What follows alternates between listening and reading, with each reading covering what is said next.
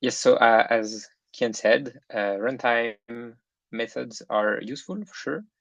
But wouldn't it be nice to catch these offending lines or violations directly when developers write the code directly in their IDEs?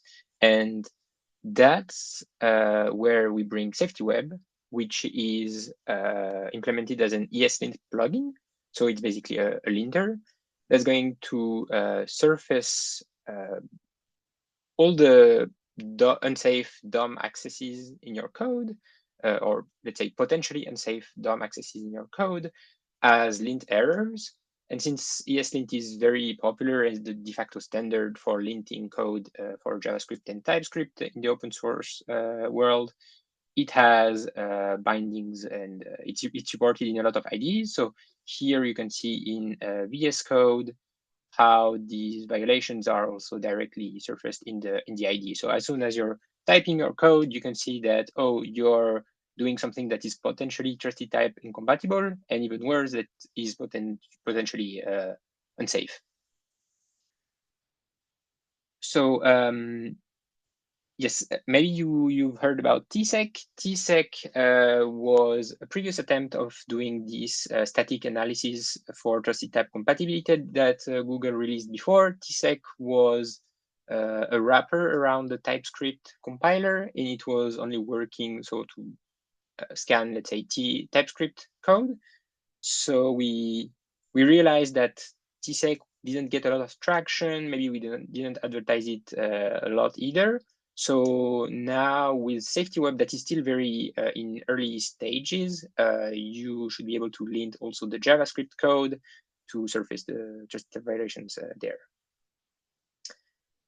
Now, so you have a code to a tool to scan your code, but how do you write trusted type compatible code without having to be very careful every time you access DOM APIs? So yes, the idea behind trusted types is that you write this security sensitive code all in one place that is called the trusted type policy, but still you need to have some web security knowledge or be at least familiar with it to be able to write a safe policy. Otherwise, you could also write an unsafe policy that just blesses all values from a string to a trusted type.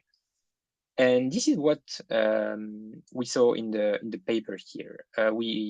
So the exercise that the paper was giving to the panel of people they sent the exercise to was, can you write a trusted type policy for an existing app so that it becomes safe, protecting against XSS? And like summarizing the making an application safe and trusted type compatible to the creation of a trusted type policy and creating a proper sanitizer is probably not the right way to go forward. At least it's not what we do at Google.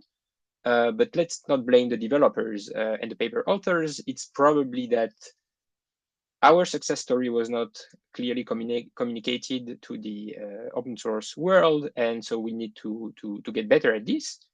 Maybe the right exercise would be with trusted types, the browser enforces that no input can be passed to an execution sink without being sanitized first.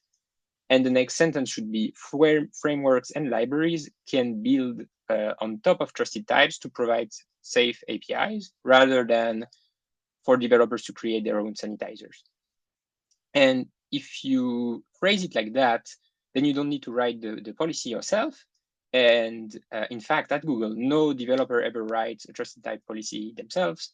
It's only the central security team that writes them, and then that exposes APIs that developers can use.